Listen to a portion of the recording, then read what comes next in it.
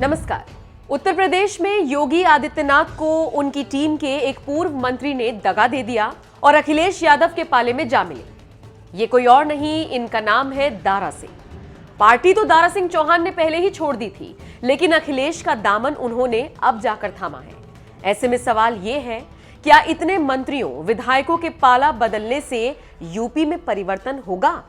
क्या 3 पूर्व मंत्री समेत 14 से ज्यादा विधायकों के इस्तीफे से योगी को टेंशन लेनी चाहिए?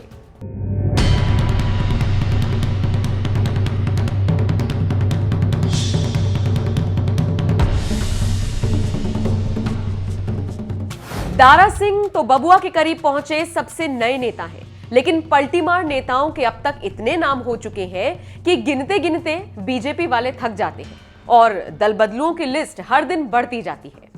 चुनाव करीब आते आते बीजेपी का कुनबा खाली हो रहा है, जबकि अखिलेश की जमात बढ़ती जा रही है।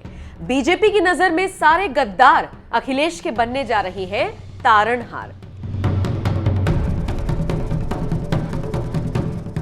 क्या सच में अखिलेश यादव को इन चेहरों के अपने साथ आने से खुश होना चाहिए? चलिए फटाफट जानते हैं किस पूर्व मंत्री की कुंडली क्या कहती है।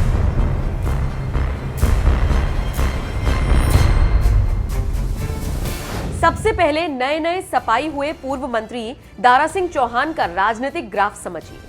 वही दारा सिंह जो साइकिल पर सवार होते ही मोदी और योगी की सबका साथ सबका विकास मुहिम को पंचर करने की कोशिश करने लग गए। जब 17 में भारतीय जनता पार्टी की सरकार बनी थी, ये नारा दिया गया था कि सबका साथ सबका विकास। साथ तो सबका लिया, लेकिन विकास कुछ चंद लोगों का हुआ। इस प्रदेश देश में रहने वाले चंद लोगों का विकास हुआ, बाकी लोगों को उनके हालात पे छोड़ दिया गया। इसलिए मैं कहना चाहता हूं, क्या जिस तरीके से लोग आत्मनिर्भर भारत की बात करते हैं कि आत्मनिर्भर भारत बनेगा, आज गुलाम बनाने की साजिश हो रही है। उनको अनाज दे करके, कुछ छोटे छोटे चीजें दे करके गुलाम बनाने की, हमेशा लालच दे करके जिस तरीके से ठगने की साजिश हो गई है, अब प्रदेश का जो पिछड़ा समाज है ये ठगने वाला नहीं, दलित समाज के लोग अब ठगने वाले नहीं है।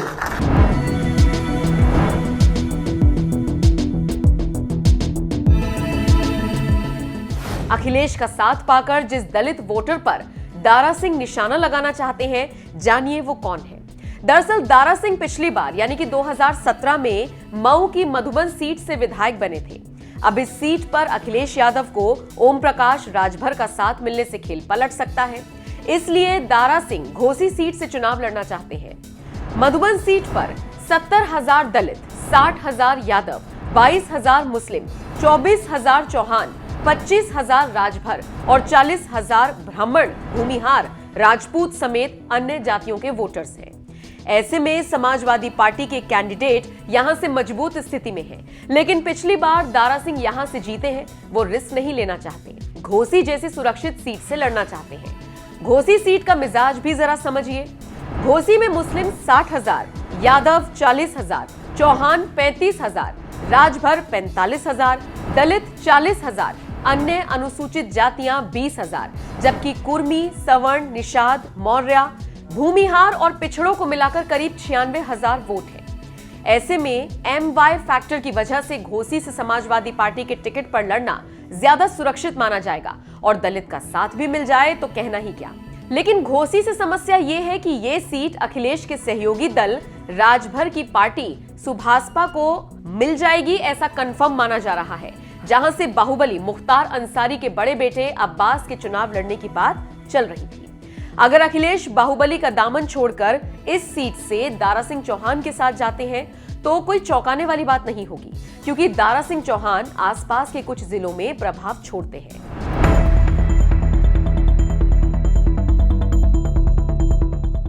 दारा सिंह से पहले मौसम वैज्ञानिक के रूप में पहचाने जाने वाले पूर्व मंत्री स्वामी प्रसाद मौर्य ने भी बीजेपी को झटका दिया है और अखिलेश के पाले में जाते ही उन्हें दलित विरोधी कहना शुरू कर दिया है। भारतीय जनता पार्टी के लोगों ने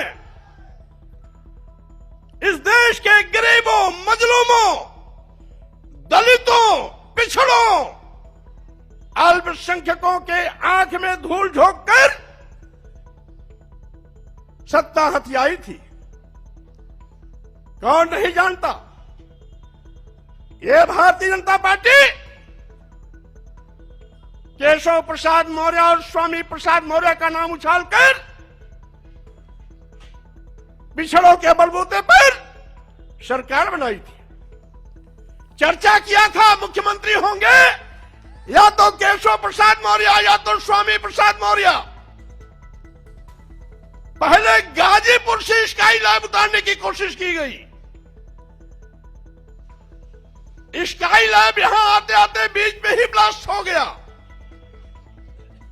दूसरा स्काई लैब गोरखपुर से लाकर के मुख्यमंत्री की कुर्सी पर बैठा दिया और पिछड़े वर्गों की आंख में धूल झोंकने का काम किया।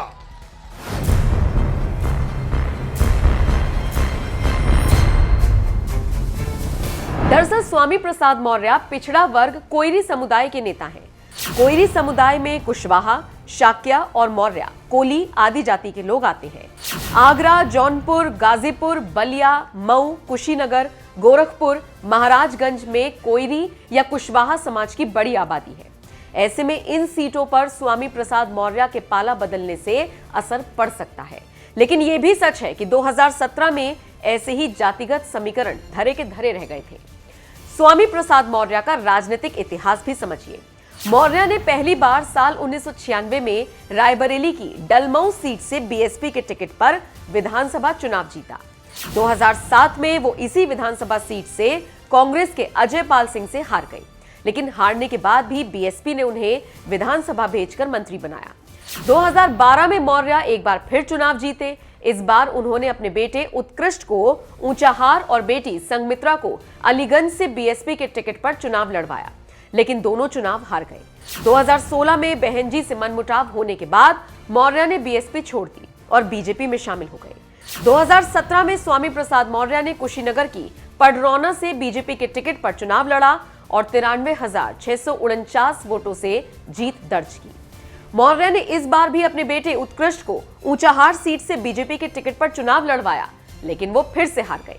हालांकि पारिवारिक दबदबे और पिछड़ा जाति में पकड़ के दम पर बीजेपी ने 2019 में उनकी बेटी संघमित्रा को बदायूं से लोकसभा का टिकट दिया। संघमित्रा ये चुनाव जीतकर सांसद बनी। अब अपने पिता के बीजेपी छोड़ने के बाद वो उनकी ही नीति के खिलाफ है और कहती हैं यूपी में लौटेंगे तो योगी ही।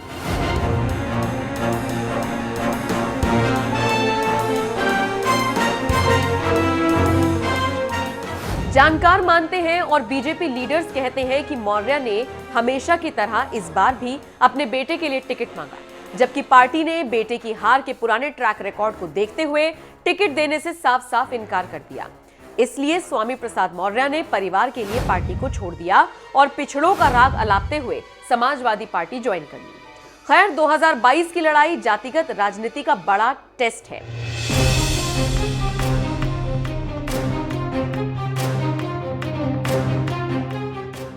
अब बात तीसरे पूर्व मंत्री धर्म सिंह सैनी की करते हैं, जिन्होंने मौर्य और चौहान के साथ बीजेपी को टाटा बाय बाय बोल दिया। धर्म सिंह सैनी सहारनपुर की नकुड़ विधानसभा सीट से आते हैं। पिछली 2 बार से सैनी बहुत कांटे की टक्कर में जीतते रहे हैं। 2017 में कांग्रेस के कद्दावर नेता इमरान मसूद इस सीट पर सैनी से सिर्फ 4057 वोटों से हारे थे। कुछ ऐसा ही 2012 में भी हुआ था। तब सैनी बीएसपी से चुनाव लड़े थे और मसूद सिर्फ 4330 वोटों से उनसे विधानसभा चुनाव हार गए। भारतीय जनता पार्टी इस प्रदेश के बहुत चर्चित नेता माननीय धर्म सिंह सैनी साहब भारतीय जनता पार्टी छोड़कर आए हैं। सहारनपुर की नकुड़ सीट पर करीब 1,30,000 मुस्लिम वोटर, 65,000 अनुसूचित जाति के वोटर, 40,000 सैनी वोटर्स का दबदबा रहा है। लेकिन इस बार मामला पलटा हुआ है। जानकार मानते हैं कि यहां से बीजेपी के साथ जाने पर सैनी हार का खतरा जान रहे थे। ऐसे में उन्होंने पार्टी बदलना बेहतर समझा। समाजवादी पार्टी में आते ही मुस्लिम वोटर भी उनके साथ होगा और जीत एक बार फिर लगभग पक्की हो सकती है। और जो सम्मान आपने मुझे दिया है परिवार के सदस्य के तरह, मैं बहुजन समाज पार्टी में रहा, 3 बार विधायक बना, कैबिनेट मंत्री बना, अभी जिसका सूपड़ा साफ करके हमारे हैं उसमें भी रहा। लेकिन जो मानवता, जो व्यवहारिकता, जो सद्भावना, जो भाईचारा आपने देखा है, दुनिया के किसी नेता में नहीं है।